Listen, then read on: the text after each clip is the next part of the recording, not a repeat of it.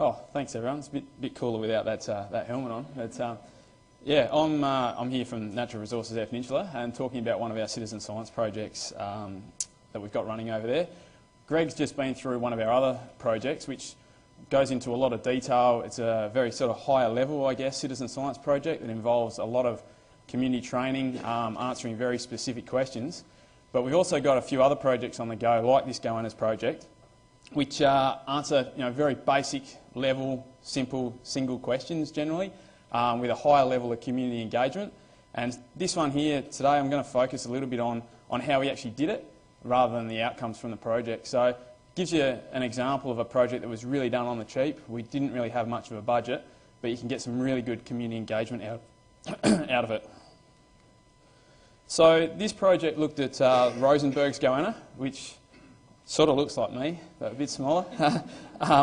And these were once widespread across southern Australia. They're listed as vulnerable in South Australia, and Kangaroo Island was thought to be the last sort of stronghold for this species. And that, I guess there was a few anecdotal reports of goannas around southern Eyre Peninsula, namely in the Coffin Bay and Lincoln National Parks. And I guess it started to raise this question, like how many goannas Rosenberg's goannas do we have on the EP, and whereabouts are they actually distributed? So are they just confined to the parks, or are they outside of the parks? Are they in certain areas of the park? So when we started getting a little bit into our citizen science projects, we thought this would be a really good candidate for it. There's two main species of goannas that we get on the EP, the Rosenbergs and the Goulds. And one of the important parts of this project was actually providing some education to the community around which species they were actually seeing. So we give them a little bit of information to actually distinguish between the two. So the Rosenbergs, they can be a little bit hard to tell apart, especially if you just got a bit of a fleeting glance as they run off into the scrub. But the Rosenbergs have typically diagonal banding patterns down their neck, and the Goulds generally have a... which one's the point? The Goulds have generally a yellow sort of lighter coloured tip on the tail, so you can't really see in that photo that well, but you can see the diagonal banding there as opposed to the horizontal for the Goulds. The other thing with the Rosenberg is they're generally confined to the southern areas of the Eyre Peninsula. So the Goulds or the sand goanna are generally found further north, so there's not a huge overlap between the two species. So the early days of this project, I guess it came to life with a few interested community members. So we had mainly people out in Coffin Bay who would interact with the goannas in and around the township and on the fringes of the national park. And they started to get a few anecdotal reports of sightings further out into the park. And these community members got really interested. They started sending in sighting data to us, and that would be in the form of on the back of a coaster from the pub, or a scrap bit of paper, or the odd email here or there. So we ended up with this data with nowhere for it to actually go. It wasn't in a standardised format, but we knew we had some interested people in the community out there. So up until about 12 months ago, we had 75 sightings of goannas across the Eyre Peninsula, which was a good start, but we thought that there was actually more out there than that. So what we arranged was for the goanna guru, Peggy Rees-Miller, to come over from Kangaroo Island and hold a community workshop. And we were actually blown away with the interest that this created. We had a really high level of attendance. We did a field trip, went out, saw some of the termite mounds, some prints and some goannas, and it really stimulated a lot of interest amongst the local community in this particular species. So we thought to ourselves, how can we actually go about engaging these people and actually improving the way that they were actually reporting the data? So, as I mentioned before, we really had very limited funds, so we had to think to ourselves, how could we actually get this project to happen?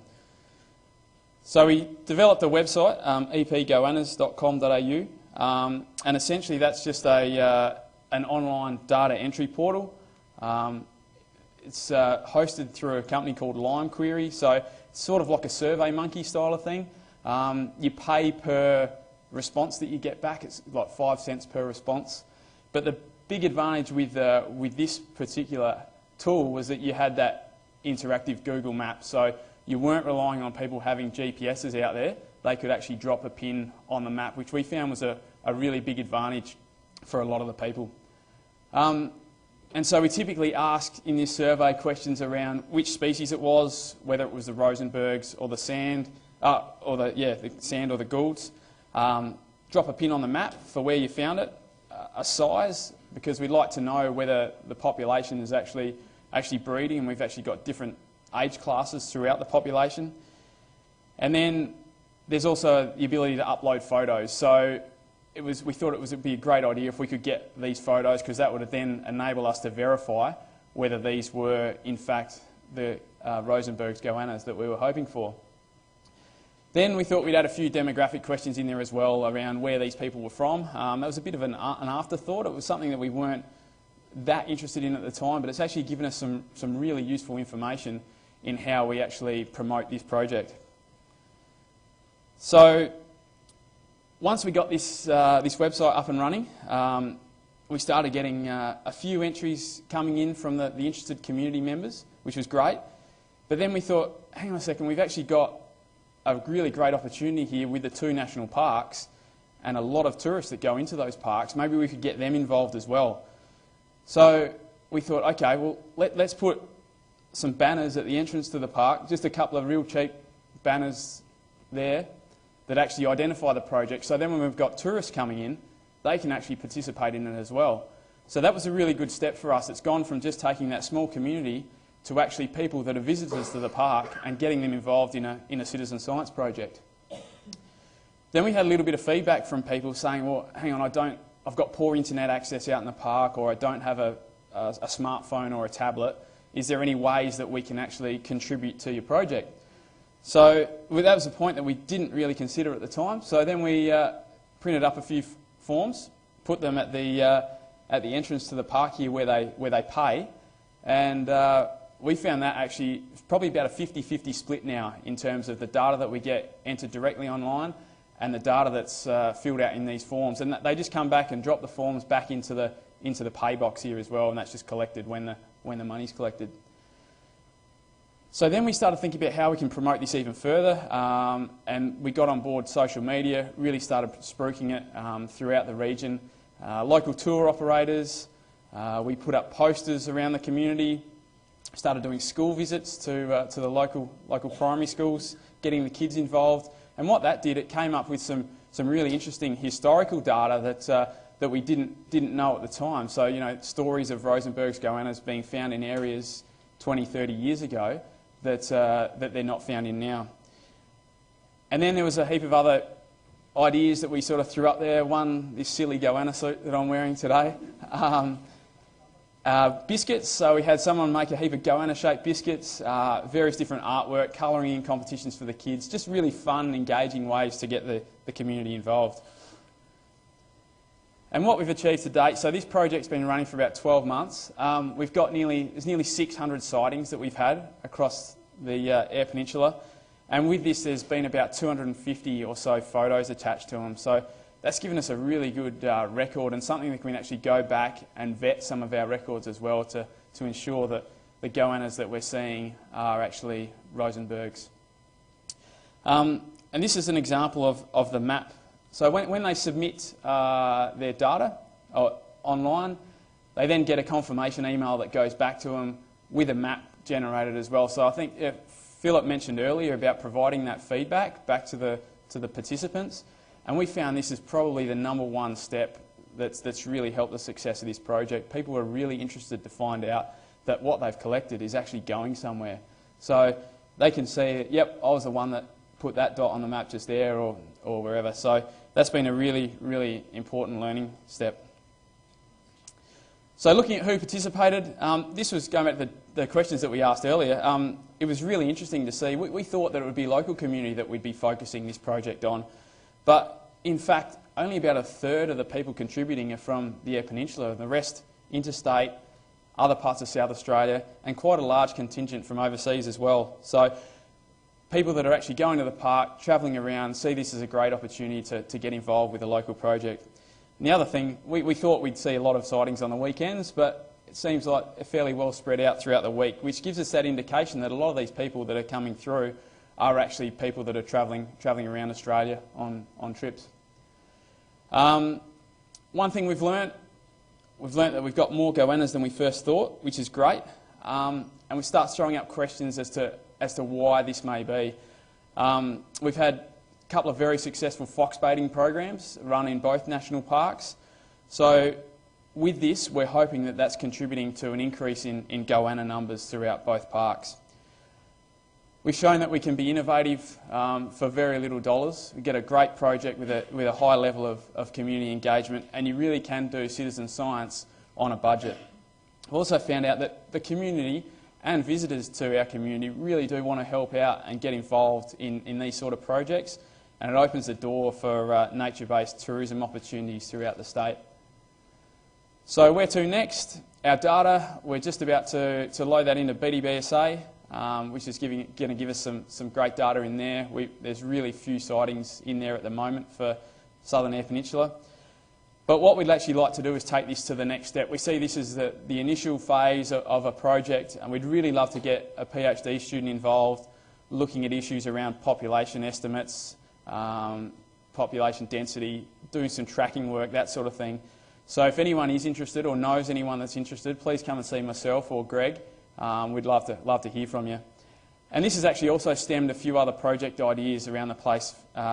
We've got an EP koalas project on the go, a native freshwater fish project, all around that same template for online data portal, and it's been a great opportunity for us to get the community involved. So, thanks very much.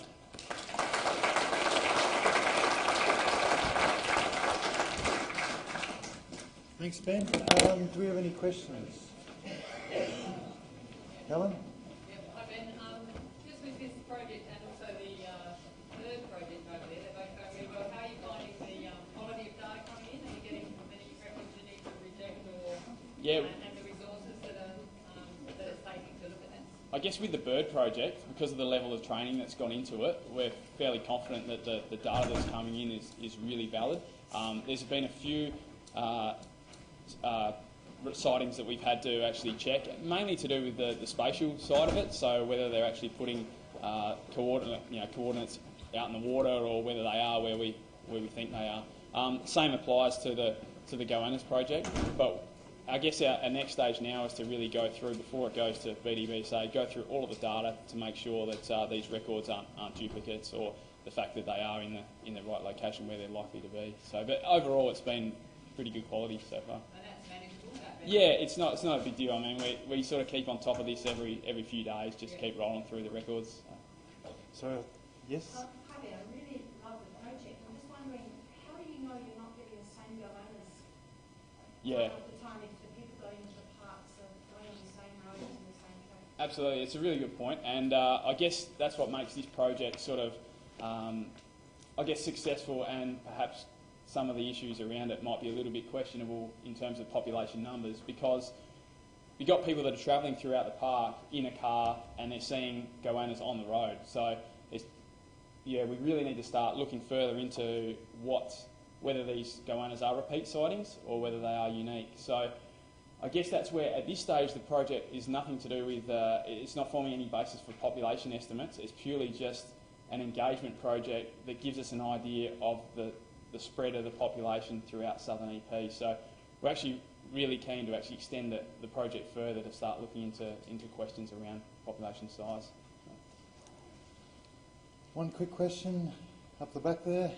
With the other Is side, Emily here? finding locations, is that causing any perverse outcomes with children congregating there and disturbing the goannas? No, we haven't found so. I mean, most of the goanna sightings are sort of fleeting sightings. Like there's always been this engagement with people and goannas, but it's just now people have got the opportunity to submit that data into a database. So there does seem to be paths where there's more goannas being sighted, but yeah, we certainly haven't heard of any adverse effects. Thank you, Ben. Pretty keen to get this off because it's pretty warm.